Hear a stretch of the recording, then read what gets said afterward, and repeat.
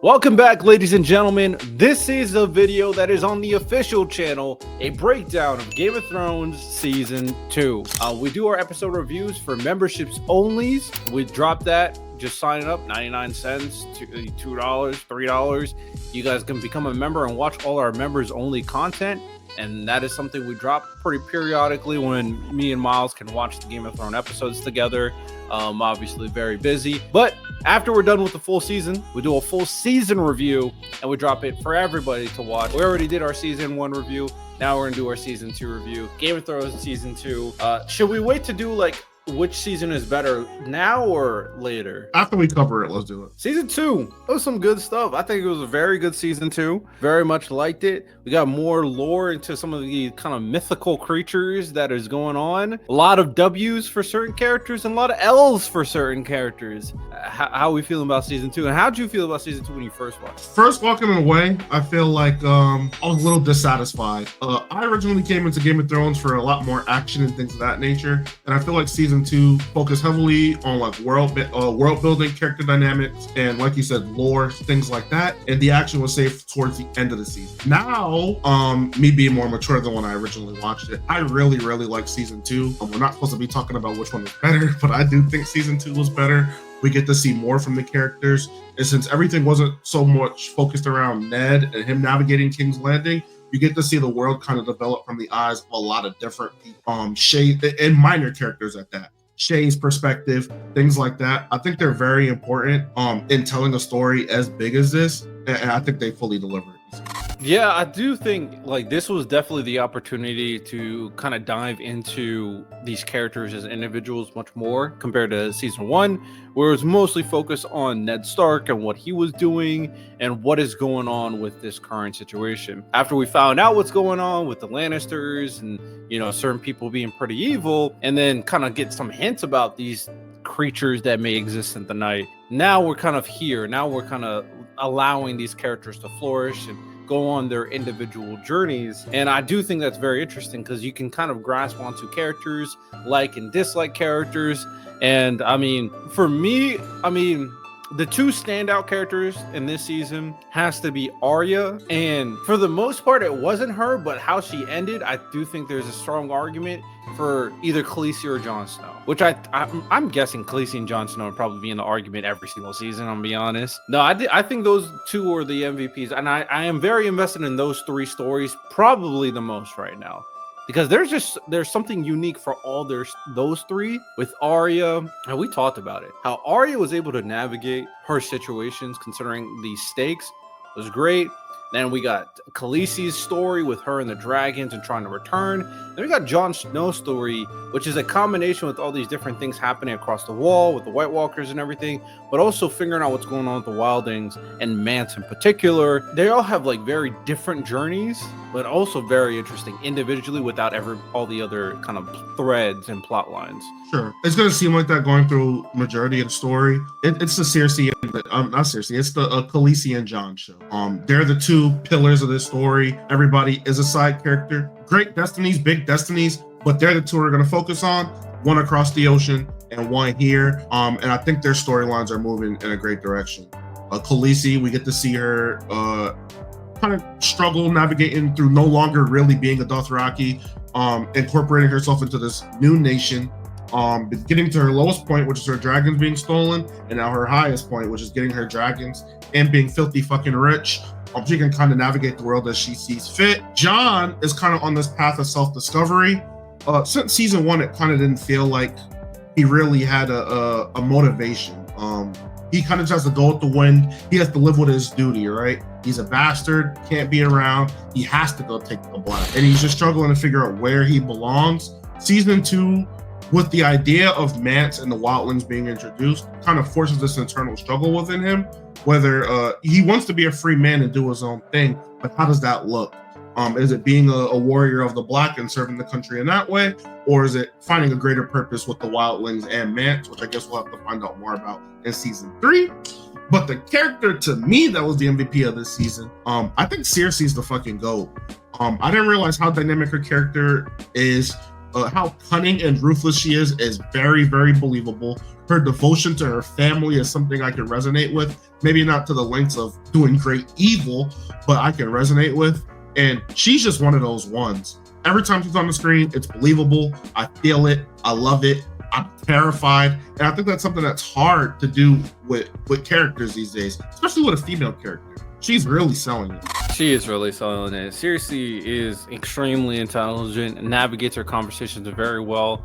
And she showed an interesting dynamic, not only being this more cunning, manipulative character, but also like her interaction with Tyrion, that one moment where she was kind of being vulnerable, kind of connecting with him, and then the next episode stabbed him right in the back and tried to screw him over. Like, seriously is really has different versions of her, but they're all like Cersei's character, because at the end of the day, the core, the foundation is she'll do whatever it takes for her and her family.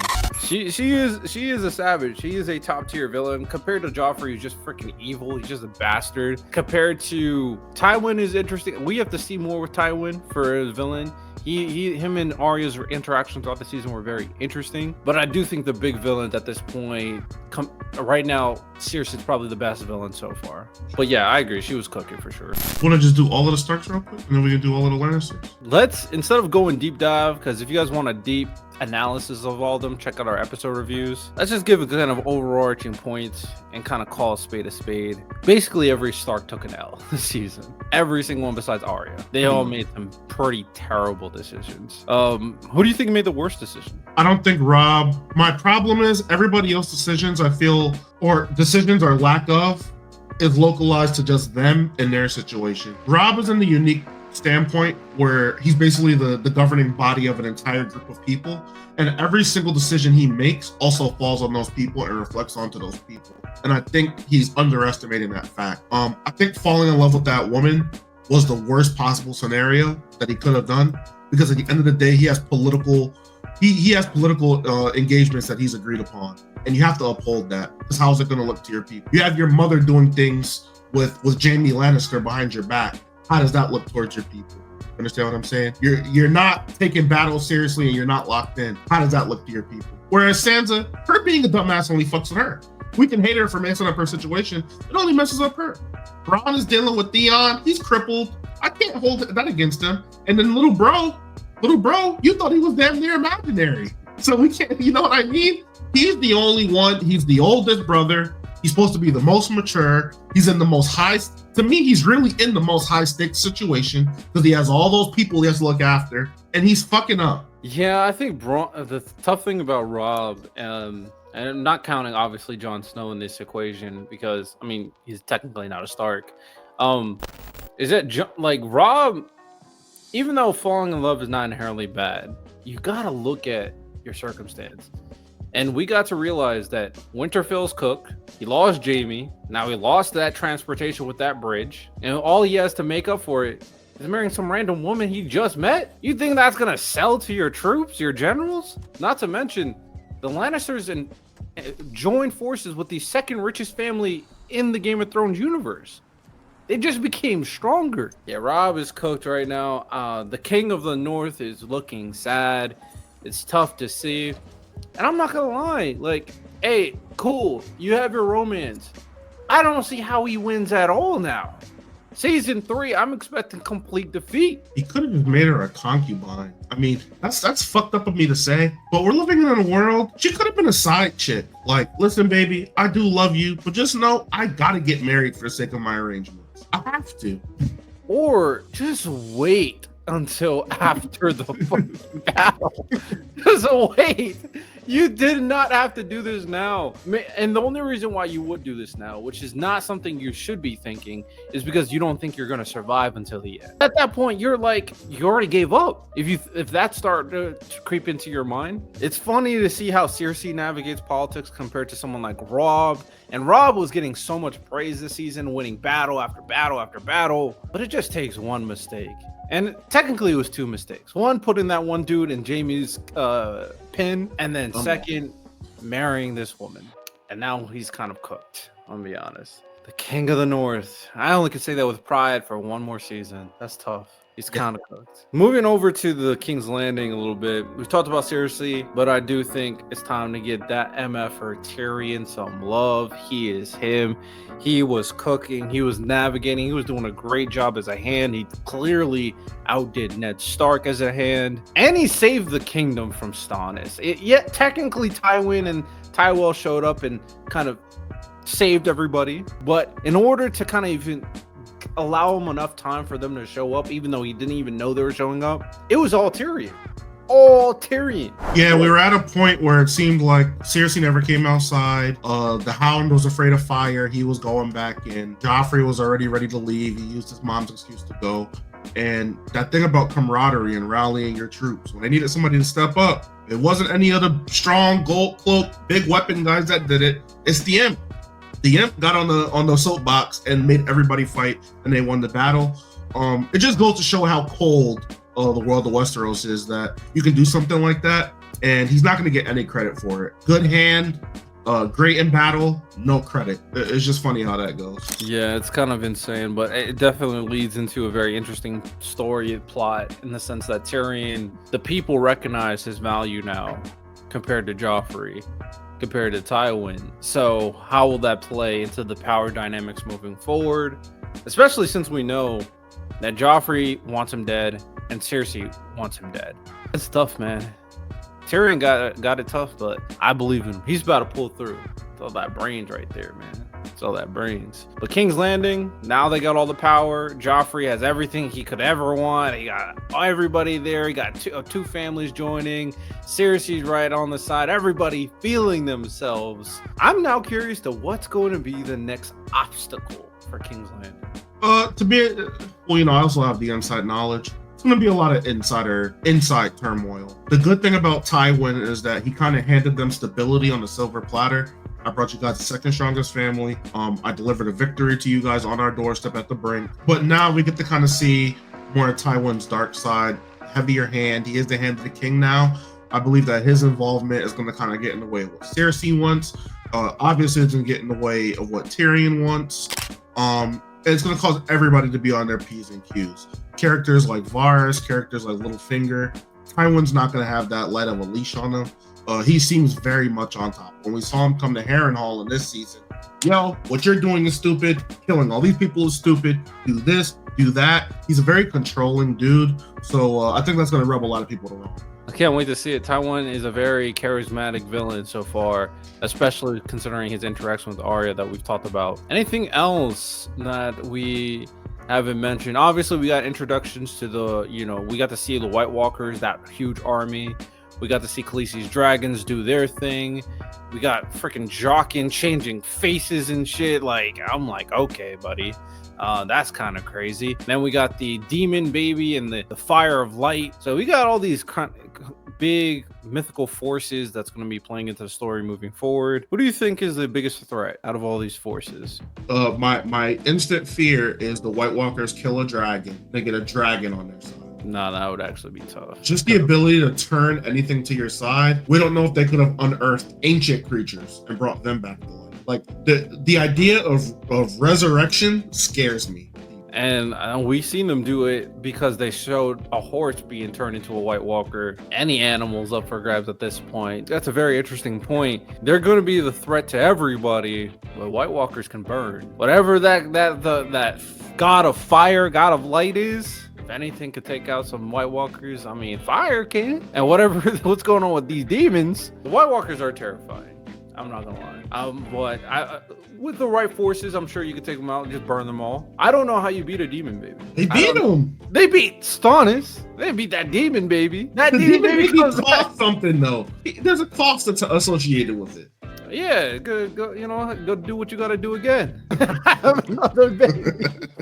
you put it perfect. Pulling out the babies, bro. You put it perfectly. You got an endless army, man. Men, they're fertile for life. That is true. So, he's good, bro. All right, with that said, we kind of pretty much went over all the key plot point. We didn't kind of go too much in depth. Like I said, you can go over our episode reviews if you guys want to watch a deep analysis, because we don't want this to take too long. But just a general overview of season 2. Overall, it was very good in everybody's individual stories, ups and downs, a lot of L's, of course. And in terms of rankings, I agree with you. I think season 2 is better than season 1, so season 2 would be in front of it. And I'm curious to see what season 3 provides. What's some things that when you initially watched it, better yet, what was some things you were looking forward to for season 3? Sansa's escape. That was the main thing I was looking forward. As much as I hated her, I felt like she had suffered enough. I wanted to see Theon go through hell. He did all of this for no reason, and he got exactly what he deserved at the end of the season. Now I wanted him to experience hell. Until I saw it, then I felt bad. I wanted Jon to unite the Wildlings and the Black Watch into one unit. That was one thing I really wanted. And then my fourth and final thing is I wanted to see the dragons grown. That was my main thing. I wanted to see the dragons grown, and I wanted Khaleesi to have a proper army, not these Dothraki things. I wanted her to have actual troops, actual units, and really show some battle strength. I think it was valid. Probably the biggest things that I'm looking forward to is to see Arya's growth, especially when she goes over, or if she goes over to, was it Barvos, something like that? Bravos. To see her grow, to see her become stronger. Very interested in that. Of course, Jaqen changing faces, like that's kind of crazy. So that dude is super interesting to me at this point. To see the growth of Arya be very interesting. I am very curious to see Jon Snow as well, to see what he does with Mance. See what's going on, if he can unite the Wildlings, and of course seeing Khaleesi, to see what she does with her dragons and moving forward. What's next for a trip? Is she just going to try to go over the ocean and go over to Westeros? Is that next on the docket, or does she need to start just building an army? What will building an army look like? Now it's time for Khaleesi to truly become, all intents and purposes, a king. It's time for Khaleesi to become a leader, or a leader of people. So I'm very curious to see that. And then I'm super curious to see what Bronn is going to do, because I don't know what's next. Winterfell's gone. We know he's very special. Oh, actually, he said he might go over to the Night Watch. That's what old boys told him to go to. So seeing me, I mean, you won't meet Jon Snow anytime soon. So there must be something there that could be that he encounters that kind of breaks things up. I'll be very curious to see what this man Bronn does, because he got sneaky aura. People don't talk about that boy Bronn, but he be locked in, and he can't walk, and he still be locked in. So yeah, those are probably some of the big ones for sure. Of course, Tyrion, and see what my boy does. See what's next now that he's on ground zero, of course. But anything else? Stocks high in the mountain, stocks high in Brienne, stocks high in Bronn, the mercenary, not the cripple, stocks high in Khaleesi for this next season coming up. No Hound stocks? That's the first guy I said, the Hound. I thought you said the Mountain. I said his brother by accident. The Hound. I meant the Hound. Yeah. So, we didn't even talk about that. The way he talked about Joffrey, he said F the king and just bounced. Jesus. They should have showed that man some fire a little sooner. Facts. Got him out there quick. Maybe if he got him out there before the Sansa brain control, then Sansa would have actually left this time. Like, maybe it would have been good. You know what I'm saying? All right. With that said, appreciate you guys. Hope you guys enjoyed today's Game of Thrones Season 2 review. Like the video, subscribe, become a member to watch all the episode content. Deeper analysis of what's going on in the episode over there if you guys really want to see it. That said, hope you guys enjoyed. Y'all have a good one. Take care and peace.